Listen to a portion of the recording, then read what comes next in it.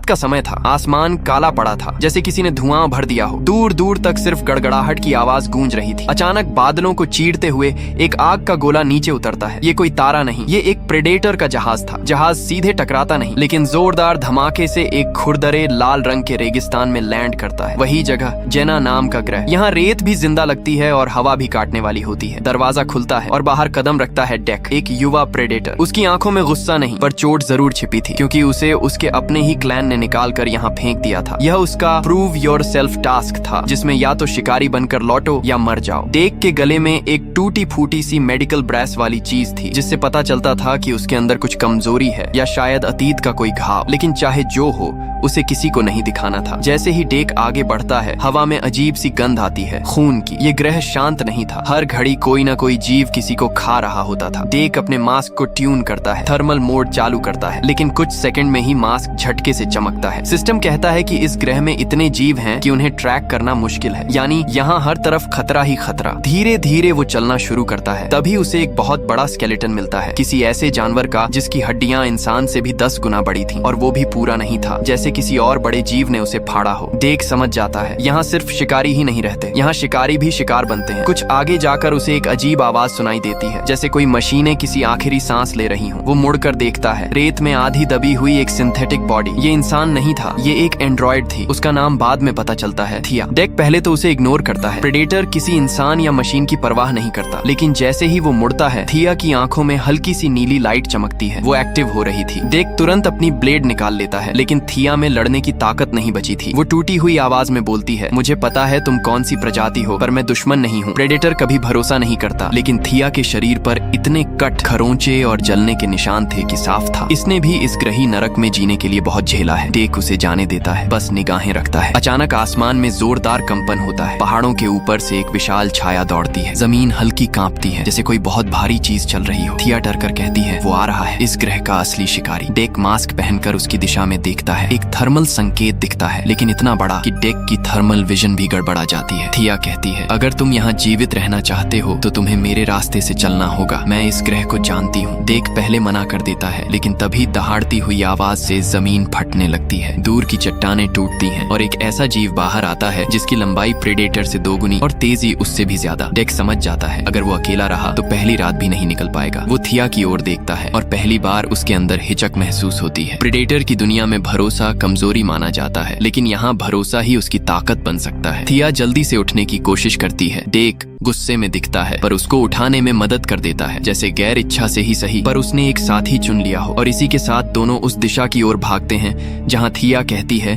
कि कुछ समय के लिए छुपा जा सकता है, लेकिन पीछे से आने वाली दहाड़ बताती है कि जिस चीज से वो भाग रहे हैं वो सिर्फ शिकार नहीं कर रही, वो उन दोनों की सांसों की आवाज तक सुन सकती है। थिया और डेक रेगिस्तान की तरफ भाग रहे होते हैं। पीछे से वो दैत्य जैसी दहाड़ लगातार गूंज रही थी, जैसे रेत के नीचे से कोई पहाड़ चल रहा हो। हवा इतनी तेज बह रही थी कि लगता था कोई अदृश्य हाथ लगातार पीछे धकेल रहा है। कुछ दूरी पर थिया एक विशाल चट्टानों की दरार की ओर इशारा करती है, वहाँ अंदर जाओ। डेक बिना सवाल किए अंदर घुस जाता है। दोनों चट्टान के भीतर एक संकरे अंधेरे सुराख में छुप जाते हैं। बाहर रेत उड़ रही है और वो जीव वहीं वहीं घूम रहा है, ऊपर नीचे दाएं बाएं, जैसे वो हवा को सूंघ कर शिकार ढूंढता हो। डेक अपनी थर्मल विजन ऑन करता है, लेकिन उसकी स्क्रीन में सिर्फ गोल गोल चमकते हुए बड़े बड़े हीट सिग्नेचर्स दिखाई दे रहे हैं। थिया फुसफुसाती है, ये हीट सिग्नेचर्स असली नहीं है। वो जानवर अपनी बॉडी हीट बदल सकता है। डेक पहली बार समझता है, ये प्रेडेटर का भी प्रेडेटर है। जब वह जीव दूर चला जाता है, थिया धीरे से सुराख से बाहर निकलती है। उसके कदमों में एक मशीन की तरह स्थिरता है, पर डर साफ दिखाई देता है। डेक उसकी ओर देखता है और पहली बार पूछता है, तुम यहाँ कैसे फंसी? थिया थोड़ा रुक कर बताती है, मुझे इंसानों ने नहीं बनाया, मैं केरेस प्रोग्राम की आखिरी प्रयोग प्रजाति हूँ, जो इस ग्रह के रहस्यों को जानने के लिए भेजी गई थी। लेकिन जो पहाड़ों में रहता है, उसने मेरे बाकी साथियों को तोड़कर रेत में मिला दिया। डेक उसकी बात ध्यान से सुनता है। प्रेडेटर कभी दया नहीं दिखाते, पर थिया की टूटी हुई आवाज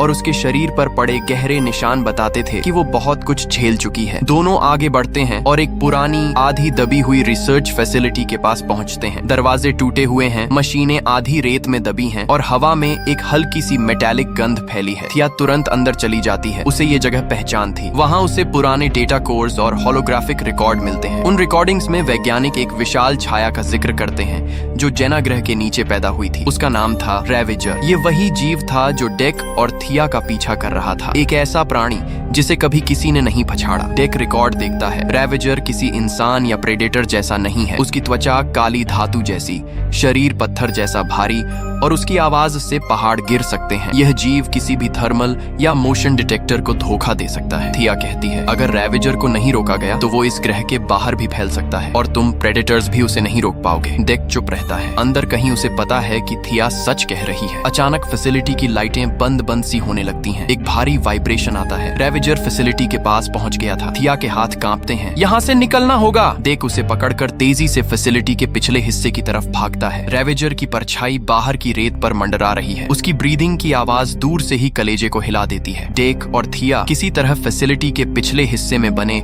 पुराने मेंटेनेंस शाफ्ट में कूद जाते हैं। वो शाफ्ट अंदर नीचे की ओर जाता है, जैसे किसी गुफा की नसों में घुस रहे हों। अंदर अंधेरा और नमी है। पानी के रिसाव की आवाज गूंज रही है। कई जगह जमीन पर अजीब सफेद निशान दिखते हैं, जैसे कोई चीज पिघली हो। थिया उन्हें देखकर धीरे से कहती है, ये रेवेजर की लार है, ये जहर नहीं, एसिड है। इससे पत्थर भी पिघल जाते हैं। डेक पहली बार रेवेजर की असली ताकत समझता है। दोनों शाफ्ट के निचले हिस्से में पहुंचते हैं, जहां एक पुरानी लेकिन अभी भी चालू एनर्जी चेंबर मिलती है। थिया उसे जांचती है और कहती है कि यह चेंबर रेवेजर को कुछ मिनट के लिए रोक सकता है, पर इस्तेमाल करना बेहद खतरनाक होगा। डेक उसकी बात सुनता है और पहली बार उसके चेहरे पर डर नहीं, फैसले की झलक दिखती है। इसी समय चैम्बर की छत जोर से हिलती है। रेवेजर वहां तक पहुंच गया था। उसके वार से पत्थर गिरने लगते हैं। थिया चिल्लाती है, वो यहीं है। डेक तुरंत खड़ा होता है। वह अपने हथियारों को तैयार करता है, net gun, plasma cutters, wrist blades, सब कुछ। थिया उसके सामने खड़ी हो जाती है। नहीं, अगर तुम अभी उससे लड़ोगे तो तुम भी मरोगे। हमें उसे इस टनल सिस्टम के नीचे ले जाना होगा जहां वह फंस सकता है। डेक हिचकता है। प्रीडेटर हमेशा दुश्मन का सामना करता है, भागता नहीं। लेकिन रेवेजर के कदमों की आवाज इतनी भारी है कि लगता था पूरा ढांचा गिर जाएगा। आखिर दोनों एनर्जी चेंबर का एक हिस्सा सक्रिय करते हैं और एक तेज नीली रोशनी उन सुराखों को जगमगा देती है। रेवेजर वहीं ऊपर रुक जाता है। उसे रोशनी पसंद नहीं। डेक समझ जाता है कि यही उनका मौका है। दोनों अपनी अपनी चालों से रेवेजर को नीचे वाले गुफा रास्ते में खींचते हैं, जहां पुरानी सुरंगें हैं जो कभी माइनिंग के लिए इस्तेमाल होती थीं। वो जगह तंग है, अंधेरी है और रेवेजर का विशाल शरीर वहां फंसने की पूरी संभावना है। जैसे ही रेवेजर नीचे कूदता है, सुरंग हिलने लगती है। डेक और थिया तेजी से दौड़ते हुए दूसरी दिशा में निकल जाते हैं। पीछे रेवेजर जोर जोर से दीवारें तोड़ता है, पर उसका विशाल शरीर उन तंग सुरंगों में फंस जाता है। थिया हांफते हुए कहती है, हमारे पास ज्यादा समय नहीं, वो बाहर आ जाएगा। हमें असली हथियार ढूंढना होगा। डेक उसकी ओर देखता है। उसके चेहरे पर पहली बार भरोसा झलकता है। अगले पल दोनों आगे बढ़ जाते हैं, जहाँ कहानी एक और मोड़ लेने वाली थी। पार पर पहुँचते हैं। यहाँ हवा बिल्कुल नहीं थी। सब कुछ इतना शांत कि लग रहा था समय थम गया हो। लेकिन थिया अचानक रुक जाती है। उसकी आंखों में हल्की नीली चमक तेज होने लगती है। डेक उसे देखकर पूछता है, क्या हुआ? थिया धीमी आवाज में बोलती है, जो हथियार रेवेजर को रोक सकता है वो यहीं कहीं पास में है, इस ग्रह के अंदर छुपा हुआ, वही हथियार जिसके लिए मुझे बनाया गया था। डेक कुछ सेकंड उसे घूरता है। उसे समझ आने लगता है कि थिया कोई साधारण एंड्रॉइड नहीं, बल्कि रेवेजर का मुकाबला करने के लिए बनाया गया एक तरह का जीता जागता डेटा की है। दोनों धीरे धीरे आगे बढ़ते हैं और एक विशाल पत्थर के नीचे छिपा हुआ गोल दरवाजा मिलता है। थिया उसके पास खड़ी होती है और उसके शरीर से निकलती नीली रोशनी दरवाजे में घुस जाती है। दरवाजा खुलता है। अंदर एक पुरानी एलियन प्रयोगशाला होती है, इस ग्रह से भी पुरानी, शायद रेवेजर की भी पुरानी। कमरे में अजीब अजीब मशीनें,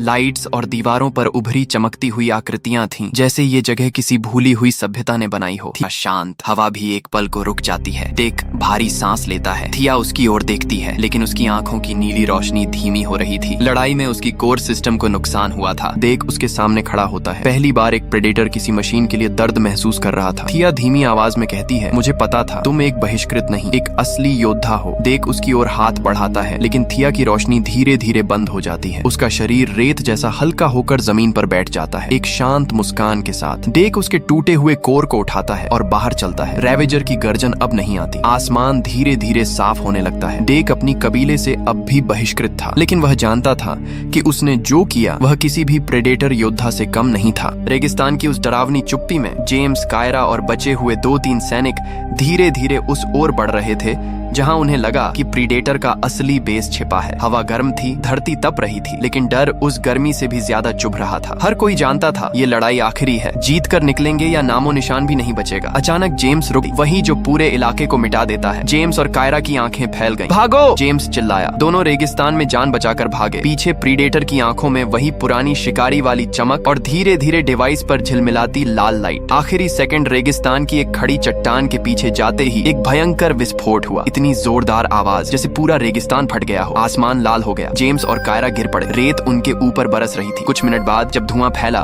तो वे उठे। बेस, हथियार, प्रीडेटर सब गायब। जेम्स हांफते हुए बोला, खत्म हो गया। कायरा ने शांत आवाज में कहा, शायद अभी के लिए, क्योंकि एक शिकारी कभी अकेला नहीं आता। कैमरा आसमान की तरफ उठता है, जहां 3 और प्रीडेटर शिप्स मौन में मंडरा रहे थे, जैसे उन्होंने अभी अभी हुए युद्ध को देखा हो।